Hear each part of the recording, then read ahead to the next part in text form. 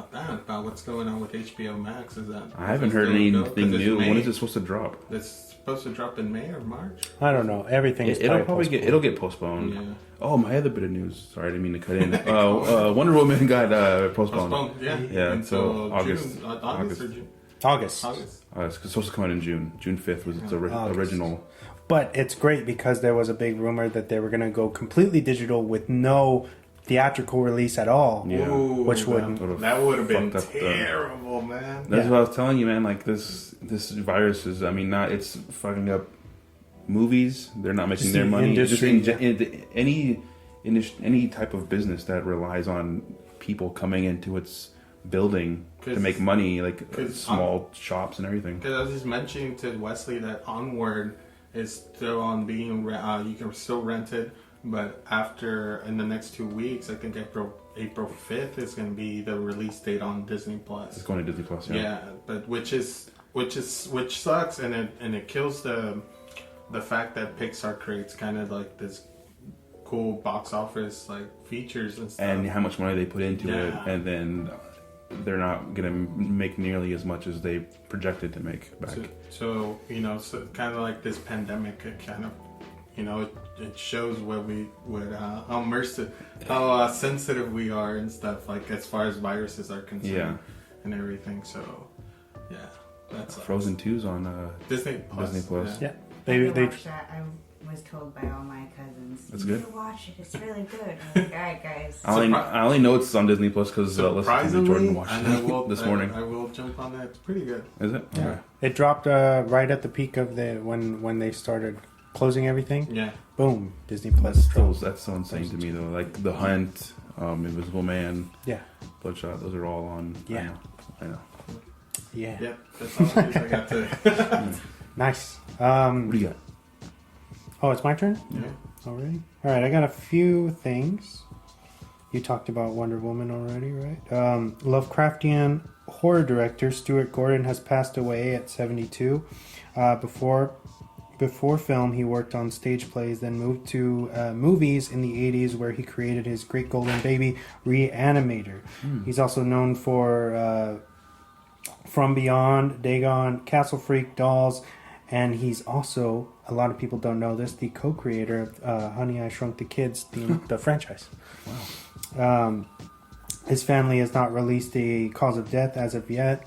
R.I.P. Yeah, rest in Stuart. peace. Definitely legend. Yeah. Inspired, I'm sure, a lot of Evil Dead, all this crazy stuff that's come out since Reanimator. That sucks. And my last bit of news, as you said, is pretty slow. Yeah. Since everything that's happening. Rian Johnson, director, has released his shooting script online in PDF format for Knives Out. Oh, very nice. So people can read his screenplay at home, print it out, read it online, whatever you want, and take up some of that free time, right? Are they supposed to be making a sequel for that? Not that I've read. It'd be kind of hard to. I haven't seen it, so I don't know. I thought I heard. Maybe it was another movie just doing a sequel. That's not a spoiler. Weird. You cannot. There's no way you can fucking figure that movie out. It's ridiculous. It's like crazy. One of probably my favorite movie of last year, to be honest. So you should watch that as soon as you can. But yeah, if you go, the website is ryanjohnson.com/screenplays, and you can actually download all of his screenplays he's ever done, except for Star Wars. Oh. Obviously. Yeah. That's super cool. Disney's like, fuck no. Yeah. But yeah, so check that out. Knives Out, if you're into that film. It would be a good time to do like we want to do the table readings for scripts. Yeah. Cool. I can do some voices. You can. Yeah. Sound effects. Crazy guy over here. All right. Sound effects. Okay. Moving on. And now it's time for the weekly recommendations. What's up, Vic? You're probably listening to this right away. Yes, he is. Of course. Always bugging you. Yep. James, what did you watch during this quarantine? So I rewatched Ant-Man. That was actually The pretty original? fun. Yeah, the one with Paul Rudd. Came out in 2000. No. I'm saying, like, well, isn't there two Ant-Mans? The Yeah, Ant-Man the and first one. Wasp? Yeah, the first one. To me, it's one of the more original. To me, it feels like the of Marvel films. Mm-hmm. I think Paul Rudd really brings a new spirit into the Marvel universe. I guess he's super charismatic. Yeah. He's Paul Rudd. I mean, how can you hate him? But yeah, so Ant-Man, and then I'm gonna rec again something I wrecked last week, which is Hunters. I finally finished it. I started watching that last night. It's good. The ending is, can't wait for season 2. If this virus doesn't kill us before that. But yeah. No, Hunters. I haven't. I don't know what damn happened. cliffhanger. But yeah, check out Hunters and Ant-Man if you Awesome. like Paul Rudd. Yeah. Nice. What do you got? There you go. Actually, I saw Onward. Okay, nice. It was pretty good. It was fun. It was a fun little movie. Of course, if you guys haven't seen any of the trailers, it's a Pixar movie taken in on a fantasy platform.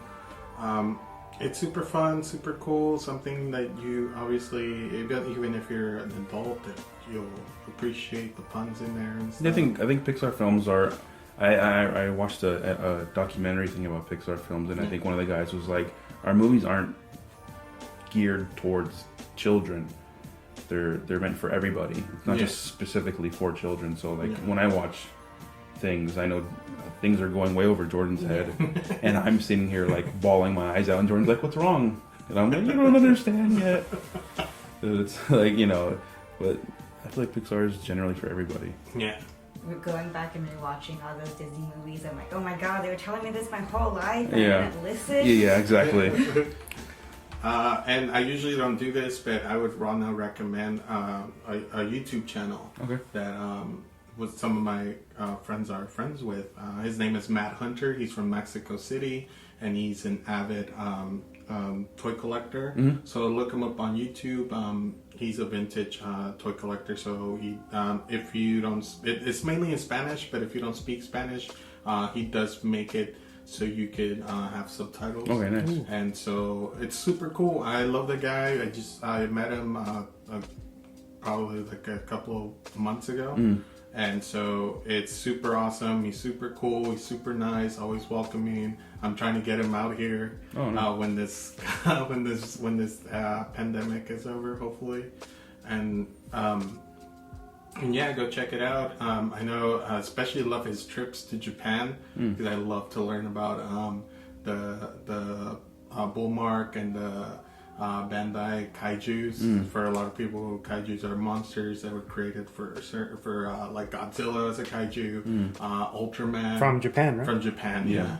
And you could tell, and he'll explain why the value of it is called and why it's more expensive than it should be. So obviously, in this dire time where people are like kind of watch all most of the stuff on Netflix, most of the stuff on Hulu, most of the stuff on Disney Plus.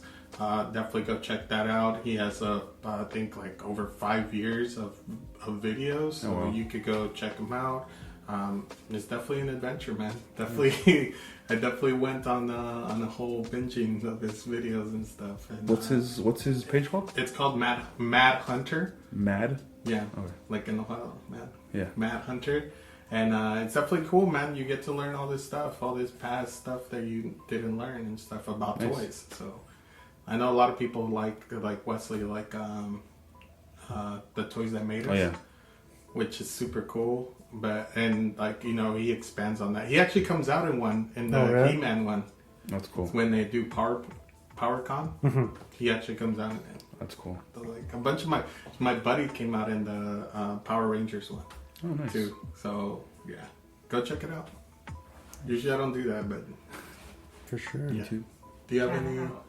I watch a lot of anime. Okay.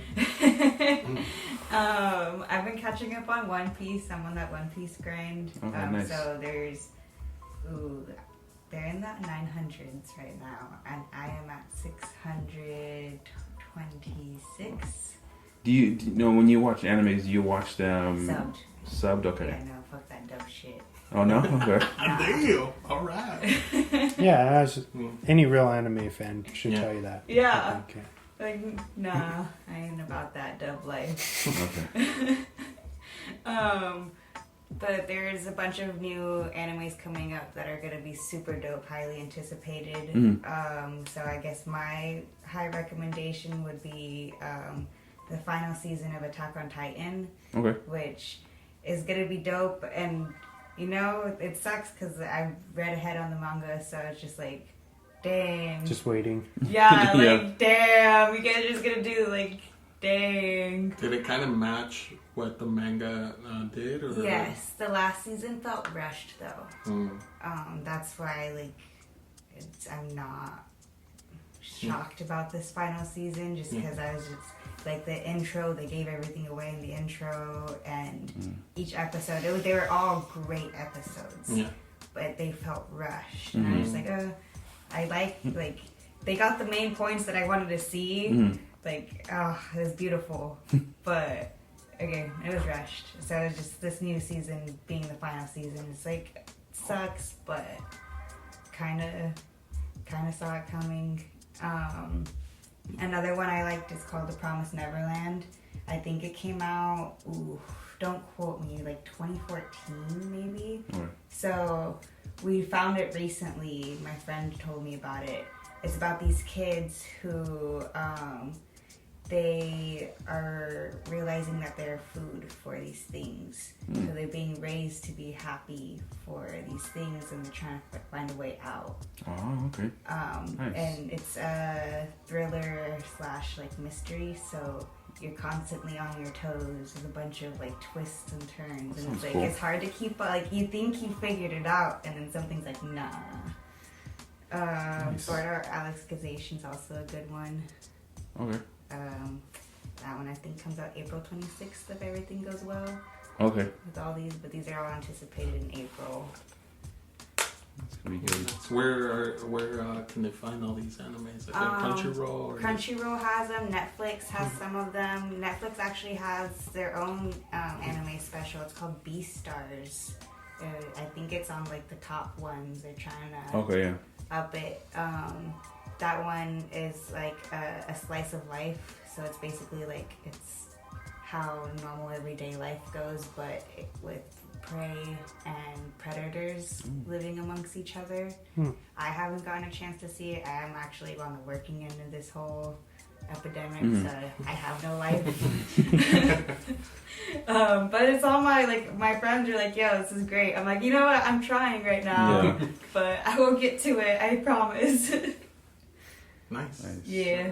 Those are all your recs. For now. Nice. So Crunchyroll. Hulu actually has some as well. Hulu, if you have not seen it, One Piece is a great one. It's funny, and it's... I remember I haven't watched that in a long time, like years. I used to watch it when it was on Toonami. One Piece? Yeah. No, not One Piece. Sorry, One Punch Man. One Punch Man. I haven't seen that either. I was on Hulu. No, yeah, One Piece is really old. One Piece came out in '94. Yeah. That's why I said I'm on that grind. Ooh. I was like, that brings me back to the Saint Seiya days, bro. Like, Dragon Ball. Remember my uncles would come in from outside, change the TV on whoever was watching it. No, it's on. But they were cheating though, because they would watch it on the Mexican channel first. And I'm just like, dang it.